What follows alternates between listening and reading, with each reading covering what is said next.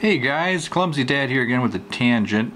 Happy holidays to you. I'm talking about Behind the Throne today. I just played last night with my son. We had quite a fun time. I'm upstairs at a different table, so sorry if there's a little bit of a glare. Hopefully it'll be okay.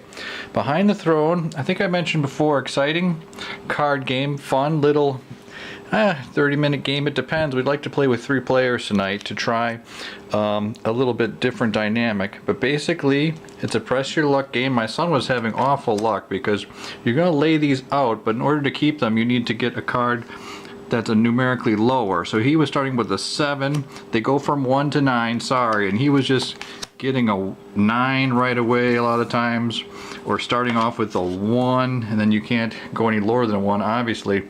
So he was just having horrible luck, whereas I was often starting with a 8 and then getting a 7 and then maybe a 5 and then a 4 and changing the value up to a 1 to cut the opponent, and just having amazing luck like that. So basically what happens, in a 2-player game, you're gonna kind of get it divided up where you're kind of gonna be focusing on different cards. You're gonna be battling back and forth, but for instance, the 1 lowers the value by 3, the 2 lets you look ahead at the card on top of the deck, the 3 either lowers the value by 1 or adds 1, the 4 lowers the value by 2, the Judge gives you the power to use cards a second time, the 6 blocks people from stealing cards from you, and the 7 prohibits people from cutting cards from you, which means if you get the same number back to back, like I use this card that adds 1, so I change the 4 to the 5, so I'm able to cut one of the cards and put it in the discard pile, which will be over here.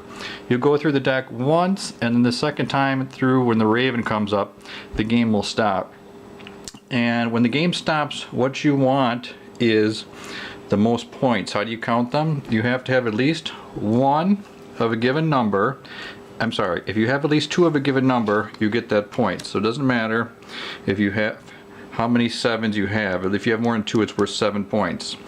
Now what happens at the end is these 8s and 9s actually inhibit you from cutting and taking people's cards. So you don't want to have those in your hand until the end of the game, basically. So after the first time the deck goes through, that's when people will start trading in these lower cards that are good at manipulating what comes out and get these higher value ones. So it's quite fun. I'm looking forward to playing it with 3 players tonight, maybe even 4. I wish I could go more into it, but I've only played it 3 times, but it's just a fun little game. Just clever little rules, especially the whole dynamic of how the lower value ones enable you to manipulate the cards better, but in the end you need to transfer over to the high value ones in your hand. And there's a lot of swapping and cutting back and forth, changing the power, because the other important thing I failed to mention is you only get to use the power if you have the most. For instance, I have 3 of these Judges. My son only had 1, so I was able to use the power. But when that swings back and forth, the other person, or maybe a third person, is able to use it. So, sorry, this is kind of a quick and messy overview, but highly recommend a fun little filler card game, Behind the Throne, from some Russian designers. Hey, thanks. Clumsy Dad with the tangent here. Happy holidays.